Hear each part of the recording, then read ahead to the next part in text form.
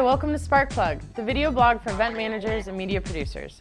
I'm Katie McKown, and today I'm going to give you 10 tips in 5 minutes on negotiating contracts with hotels. Let me start by saying that I'm not a lawyer, nor do I play one on TV, but I do have some things for you to keep in mind before you sign.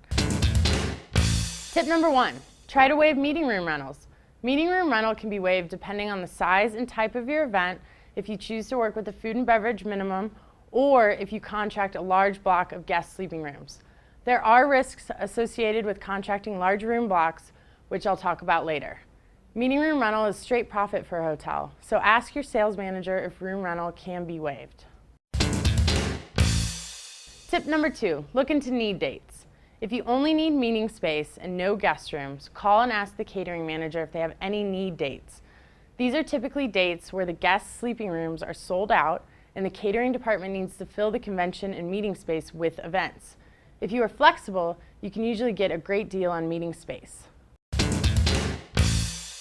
Tip number 3, ask for a walk clause. Make sure there is a relocation or walk clause in your contract. If the hotel overbooks or sells your space to a larger, more profitable client, they will be responsible for the cost of moving you and your attendees to another location. Tip number 4, watch out for cancellation clauses. Some have very long timelines and outrageous penalties for canceling even 6 months before your event starts. Work with the hotel to minimize these. If you must cancel, see if your hotel sales manager will work with you on using the cancellation fee towards a future meeting. You will have to pay now, but you can use it later. Tip number 5, consider your food and beverage minimums. Contracted food and beverage minimums are the amount of money you must spend on food and beverage at the venue. These do not include gratuity, normally 22%, and your state sales tax. If you do not meet your contracted minimum, then you will owe the difference to the hotel. The gratuity is taxed, so remember to add that onto your F&B minimum when you're making your budget. Tip number 6, understand audiovisual charges. If you choose to use the hotel's AV equipment or the hotel's preferred AV provider for your event, be aware that gratuity and tax are charged on equipment rentals and sometimes even power fees. If you prefer to use an outside vendor or bring in your own equipment, make sure there is a clause in your contract stating that you will not be charged for doing so. If there is one in your contract, ask that it be removed.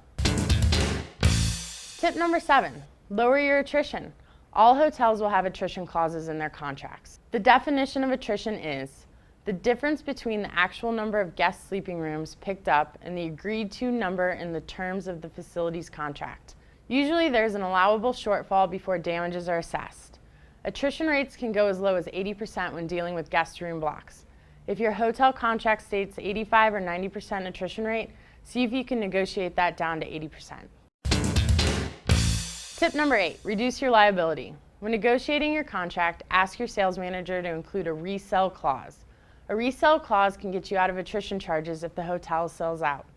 So, for example, if you don't meet your guest room block commitment and the hotel, let's say, exceeds 90% occupancy, you won't be liable for any attrition charges because the hotel sold those rooms. Tip number 9, leverage sales managers. Hotel sales managers are just like any other individual in the field of sales. They've got quotas. So by the end of the month, they might be ready to make a deal in order to meet their goals. Meeting planners can use this to their advantage to garner more concessions and negotiate better rates and fees. Tip number 10. Oh, we're out of time again. Well, you can download a PDF of my contract tips, including tip number 10, at sparksight.tv. If you have any questions, comments, or topic suggestions, please email them to us, and we'll see you next time.